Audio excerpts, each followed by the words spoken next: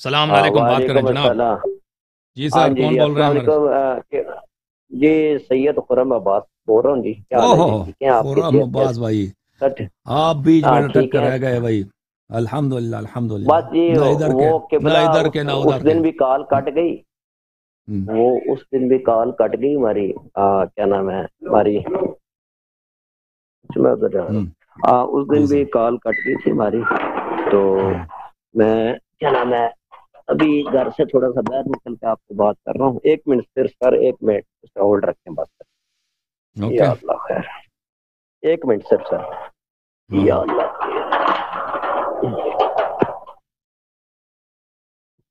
اور سنا آپ کی صحت ٹھیک ہے؟ اللہ تعالیٰ کا آپ احسان ہے. کیا ماشاء حکم ہے اللہ. بھائی؟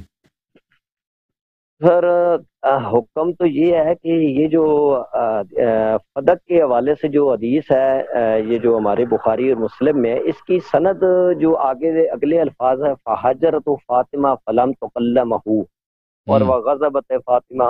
یہ الفاظ کے جو اس کے علاوہ جتنی بھی صورت ہیں اس میں یہ الفاظ نہیں، اور یہ بھی روایت متصل نہیں ہے. تو کیا اس نہیں کا ہے؟ آپ متصل روایت حضرت عائشہ سے یہ متصل نہیں، یہ زہری کے کہیں اپنے سے متصل خیالات ہیں. نہیں ہے؟ کیوں متصل نہیں ہے؟ سند آگے لکھا ہے. دیکھیں میں نہیں روایت نہیں دکھا دیتا وہ ہوں. پھر ابھی ابھی ابھی ابھی تو سنو سنو، کیوں جھوٹ بولتے ہو؟ یہ متصل نہیں ہے.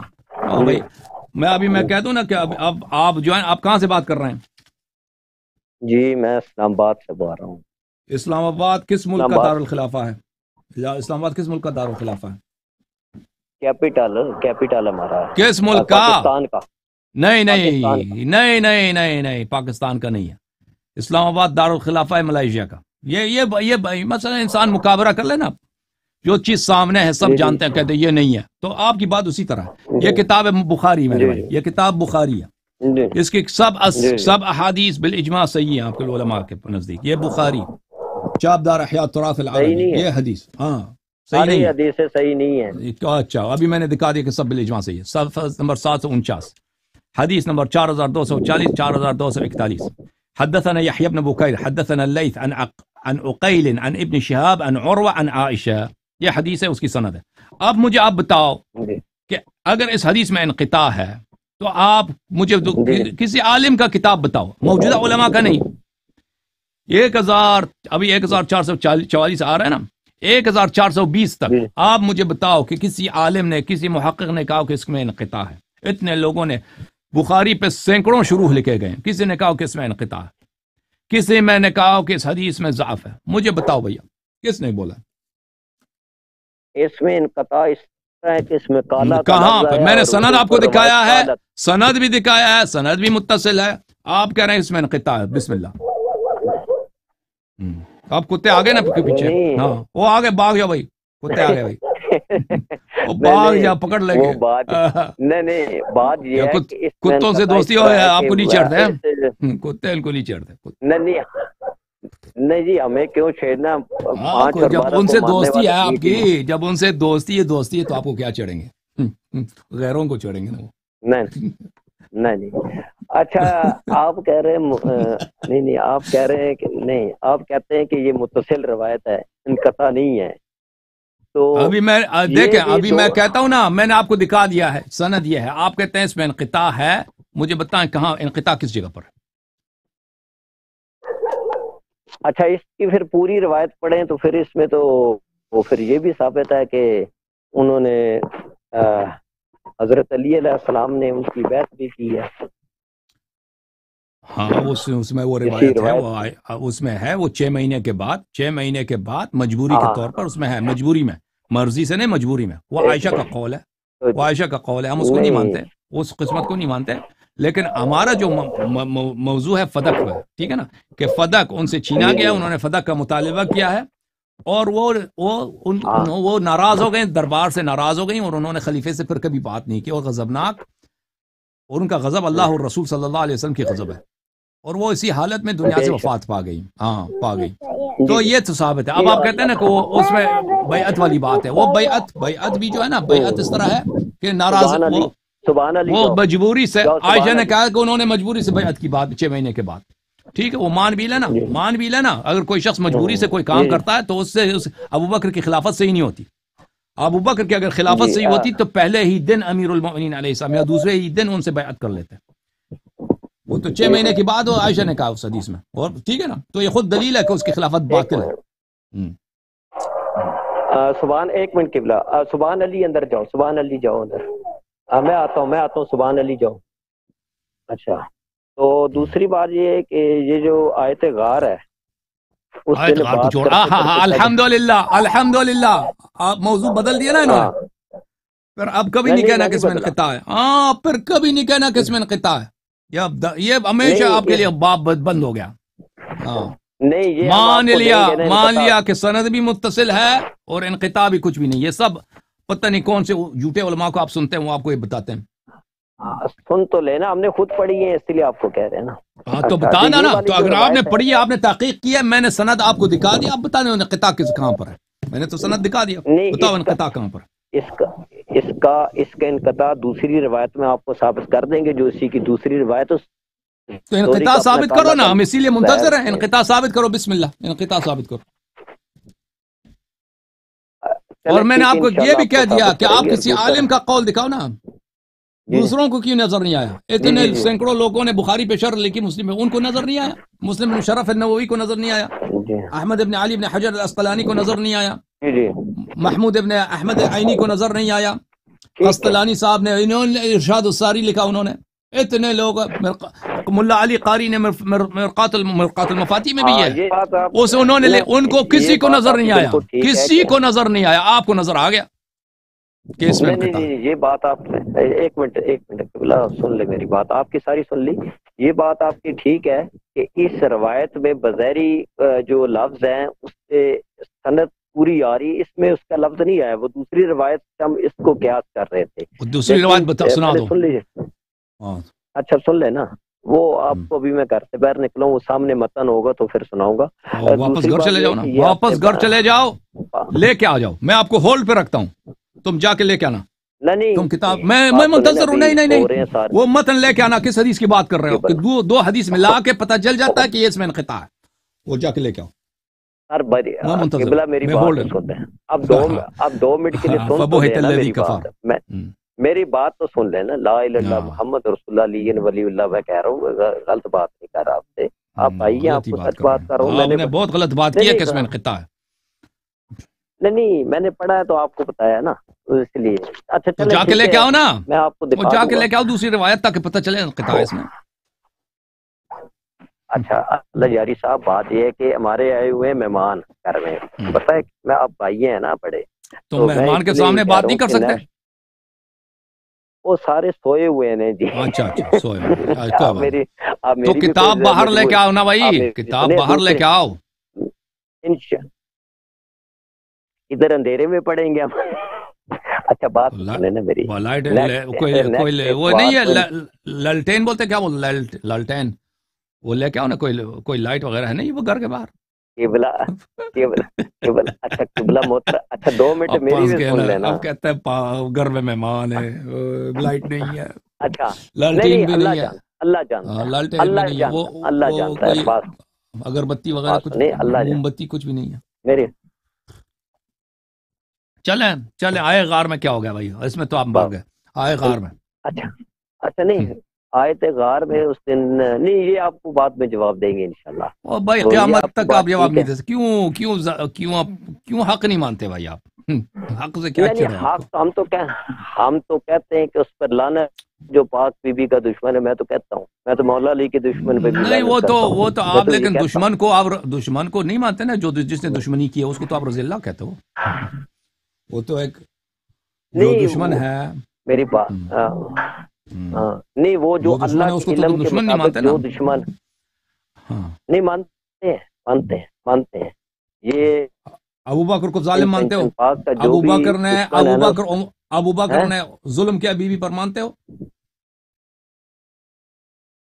آپ سن لے, میری بھی سن لے.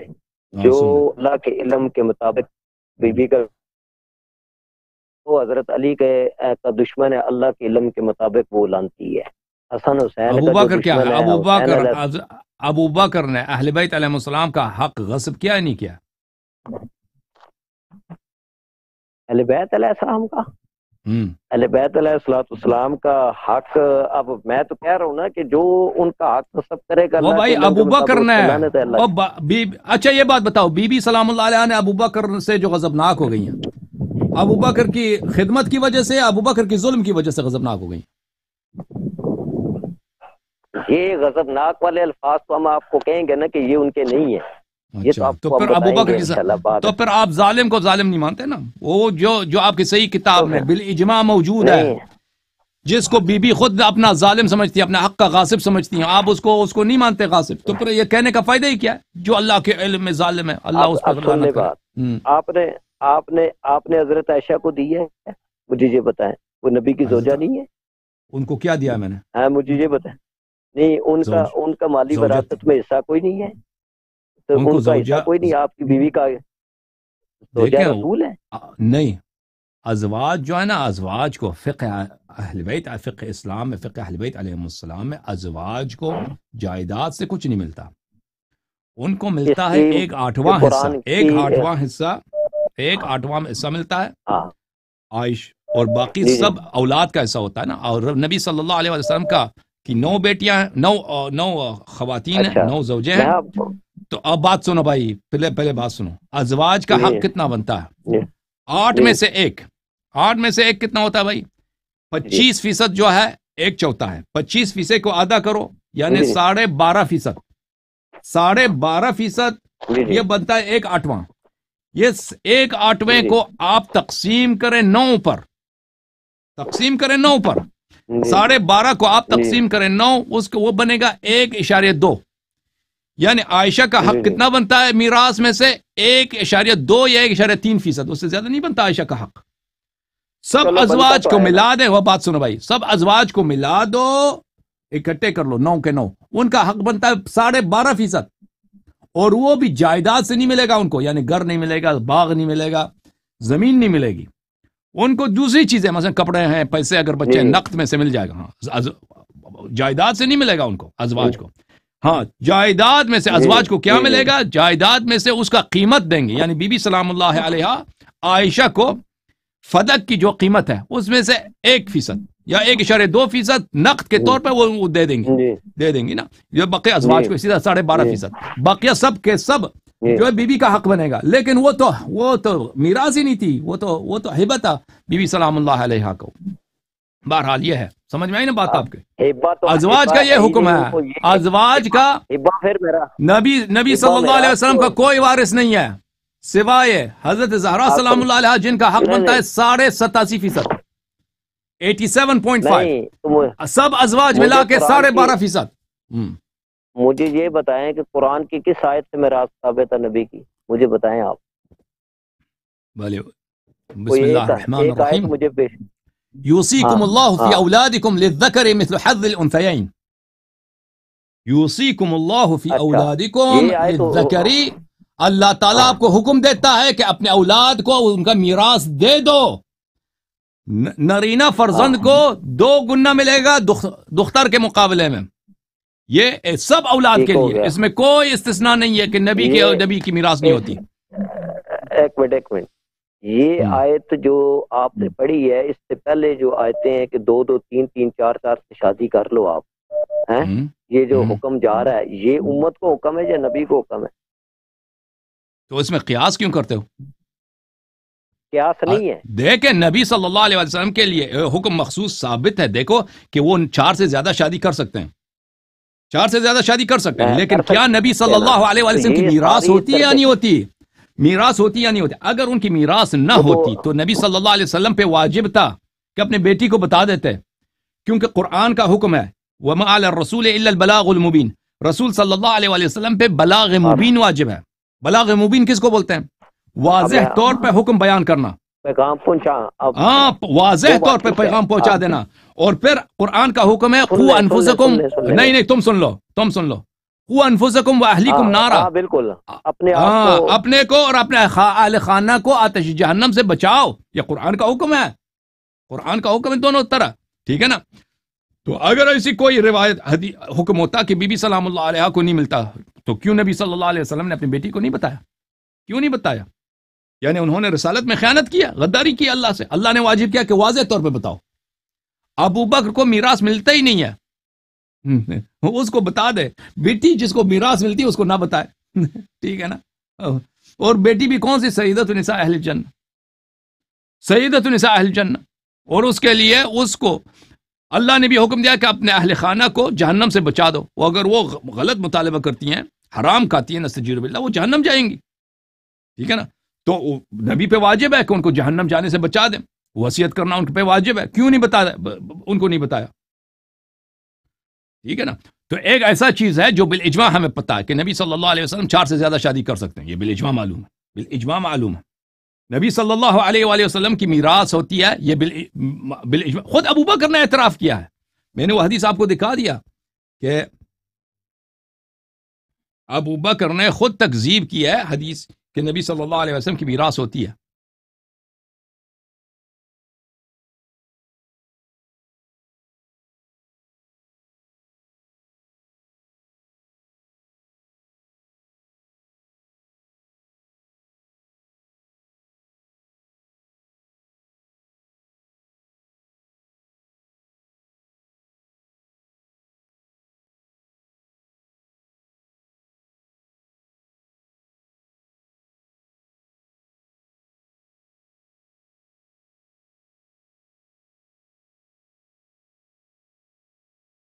میں آپ کو وہ حدیث دکھا دوں ابو بکر والی.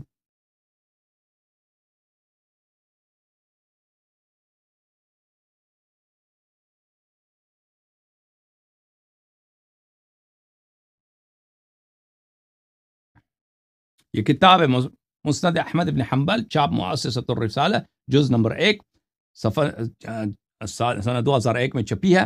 یہاں پہ صفحہ نمبر 191، حدیث نمبر 14. ابو طفیل روایت کرتے ہیں کہ لما قبض رسول اللہ صلی اللہ علیہ وآلہ وسلم، جب رسول پاک صلی اللہ علیہ وسلم کی وفات ہو گئی ہے، ارسلت فاطمہ الی ابی بکر، حضرت زہرا سلام اللہ علیہا نے ابو بکر کو پیغام بھیجا، انت ورثت رسول اللہ صلی اللہ علیہ وآلہ ام اہلہ، کیا تجھے میراث ملتی ہے پیغمبر سے یا اہل بیت کو ارث ملتی ہے؟ تجھے ارث ملتا ہے پیغمبر سے صلی اللہ علیہ وآلہ وسلم سے یا ان کے اہل کو؟ تو ابو بکر نے کہا لا بل اہلو. ابو بکر نے کہا نہیں، اہل، ان کے اہل کو میں ارث ملتا ہے. تو خود ابو بکر نے جھٹلا دیا، اس نے خود اعتراف کیا. پھر میں آپ کی خدمت میں عرض کروں،